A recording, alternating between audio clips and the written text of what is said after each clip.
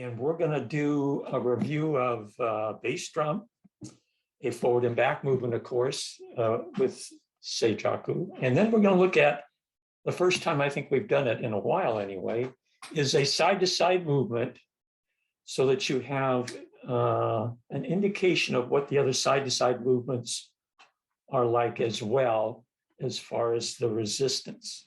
And when we're doing T'ai Chi Chih, we're sort of moving with the resistance in that we're not trying to fight the resistance. We're moving, we always describe it as moving through thick, heavy air, but we're not trying to push through it. We're gliding along with it. Seijaku comes along and says, now for a portion, not 50%, less than 50%, you will be pushing through air that gets thicker, which means that you have to push through. And that means you're going to use a little more tension. You're going to use tension in T'ai Chi Chih. Hopefully you're not using tension. So that's kind of the difference with Seijaku. The movement's the same. So what we need to know when the resistance gets thicker is when that happens in the movement. And it happens in the movement on the forward part of the movement only, not coming back. And it happens when the feet are fully grounded together on the floor. So I'll do this from the side. I come into my pause position. I place my left foot. This is all T'ai Chi Chih, nothing's different. When I move forward, my foot now has flattened in the front. So I'm going to hit resistance. So I've got to now use some muscle tension to push, push, push, push. So it slows me down. When the heel comes up at the end of the weight shift, I'm out of the resistance and back into T'ai Chi Chih. So again, I'll say my foot's flat, resistance, resistance, resistance, resistance. Heel comes up, letting go. One more time.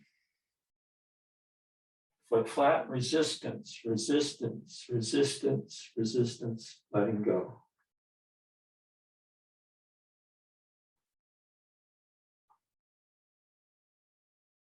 So we would do the same thing on the right side. You would do that in all of our forward and back movements. Taffies would be a little different, but we'll get to that when we get to the taffies. So we're going to look at now, carry the ball to the side, because it's going to be a little different. So we're used to taking 3 steps, right? We do 3 reps. And we take a step, 3 reps, and so we're marching along 3 steps. It's the only movement we do in T'ai Chi Chih where we move around. You could do T'ai Chi Chih in a space not much bigger than a very small bathroom or closet if you were just going to do T'ai Chi Chih and not do carry the ball to the side. It's the only one where we travel, right? Well, in Seijaku, we're not going to travel. Okay, so that's the first thing that's different. And of course, then where do we get the resistance in the side-to-side movement? And that's why we're going to do carry the ball to the side. I'm just going to talk us through the resistance. So the resistance, when I do a wind-up and I place my heel out, when I make my weight shift and the foot flattens, guess what? Just like in the forward and back and the side to side, I've now encountered resistance. So what we like to say is that I'm just going to go do T'ai Chi Chih. I place the heel, I move. Oh, wait a minute, there's all of a sudden this resistance.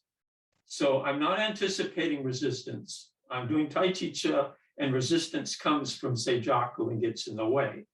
I force my way through that resistance. When I hit about mid-level in the balance of my body, I let go. So that's the first step. Foot flattens, resistance, resistance, resistance, resistance, let go. All Tai Chi Chih, foot flattens, resistance, resistance, resistance, let go. That's my third rep. Now, I'm not going to take a step. I'm going to shift my weight as though I was going to close and just go the other direction. Resistance, resistance, resistance, let go. All Tai Chi Chih. Foot rises up, foot closes down, resistance, resistance, resistance. Second repetition. Toe comes up, toe comes down, resistance, resistance, resistance. That's my third. I'm going back the other way now. With Seijaku, when we come to rest, our rest is longer. So keep that in mind when you're doing Seijaku, that you'll want to have a little bit more of a rest period after you have done one of the movements.